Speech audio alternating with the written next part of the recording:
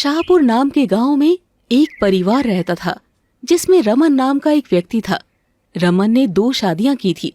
दरअसल उसकी पहली पत्नी सुमन से उसके कोई बच्चे नहीं हुए थे, इसीलिए उसने नीलम से दूसरी शादी की। शादी के बाद नीलम का एक बेटा हुआ जिसका नाम उसने चंदन रखा। क्योंकि उसे बेटा हुआ था इसीलिए वो काफी ज्यादा घमंडी स्वभाव की हो गई थी। वो घर का एक भी कामकाज नहीं करती, पूरे दिन बस सुमन पर हुक्म चलाती। रमन भी नीलम को ही ज्यादा प्यार करता था। बेचारी सुमन बहुत ही सीधी साधी और भगवान शिव की भक्त थी। वो रोज सुबह उठती और नहा धोकर पहले घर में पूजा करती और फिर शिव मंदिर जाकर वहां भी पूजा करती।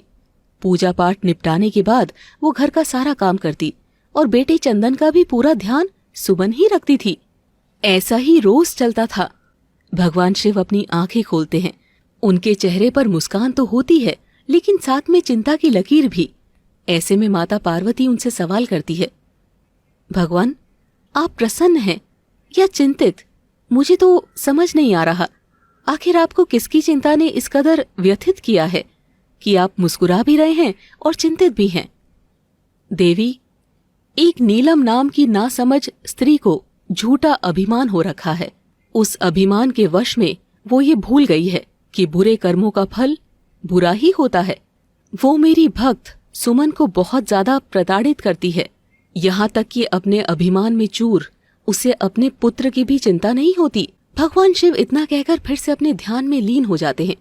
वहीं सुमन को काफी तेज बुखार हो रखा था, इसीलिए उसने नीलम से कहा, नीलम आज मेरी तबीयत थोड़ी ठीक नहीं है, तुम अपने दोस्तों को हो सके तो दूसरे दिन बुला लो। अच्छा, तो देवी जी की तबीयत ठीक नहीं? बहाने तो काफी अच्छे बनाना जानती हो। मैं तुम्हें शाम को दवाई दे दूंगी, अभी जल्दी जल्दी काम खत्म कर लो, इससे पहले कि मेहमान घर में आ जाए। नीलम का बेटा चंदन भी 7 साल का हो गया था। वो सुमन की हालत देखकर दुखी होता रहता था। उसे सुमन पर बहुत दया आती। ऐसे में परेशान होकर वो शिवजी के मंदिर गया और प्रणाम करते हुए बोला, भगवान आपको तो मेरी सुमन माँ बहुत प्यार करती है, आपकी बहुत पूजा भी करती है। वो कहती है कि आप जो भी करते हो हमारी भलाई के लिए करते हो। तो फिर मेरी सुमन माँ तो बहुत अच्छी है, फिर भी मेरी गंदी माँ उन्हें इतना ज्यादा परेशान करती हैं। तो आप उन्हें कुछ क्यों नहीं कहते? प्लीज भगवान मेरी सुमन माँ के लिए कुछ तो ऐसा करो कि उनका सारा दुख खत्म हो जाए और वो भी बहुत खुश रहे।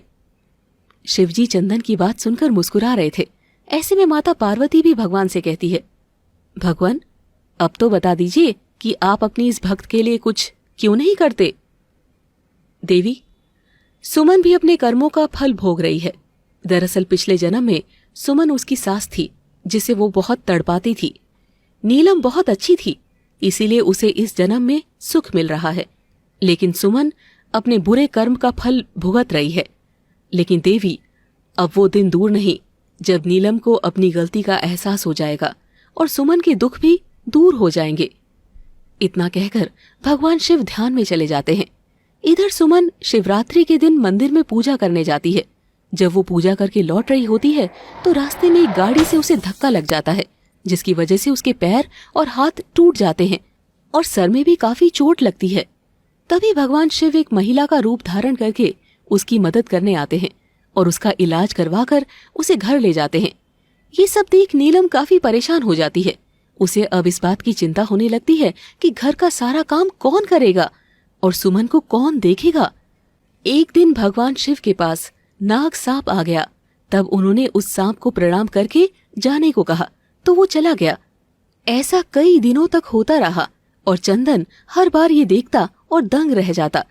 एक दिन उसने महिला रूपी भगवान शिव से कहा, नाग सांप तो भगवान शिव की ही इतनी बात मानते हैं, आपको उससे बिल्कुल भी डर नहीं लगता और आप उसे जो कहते हो वो मान लेता है। मुझे तो लगता है आप भगवान शिव ही हो।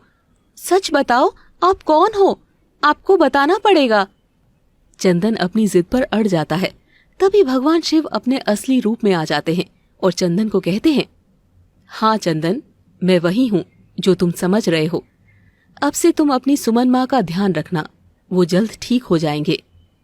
इसी बीच सुमन की आंख खुल जाती है और उसे भी भगवान शिव के दर्शन होते हैं। वो बहुत ज्यादा इमोशनल हो जाती है। भगवान, आपने मेरी इतनी सेवा की, मैं कितनी अभागन हूं कि मैं आपको पहचान भी ना पाई, मुझे माफ कर दो भगवान। सुमन बोलती हुई नीचे गिरने लगती है कि तभी शिवजी उसे सहारा देकर उठाते हैं। इससे वो पूरी तरह से ठीक हो जाती है, जिससे चंदन और सुमन काफी ज्यादा खुश हो जाते हैं और भगवान शिव अंतर ध्यान हो जाते हैं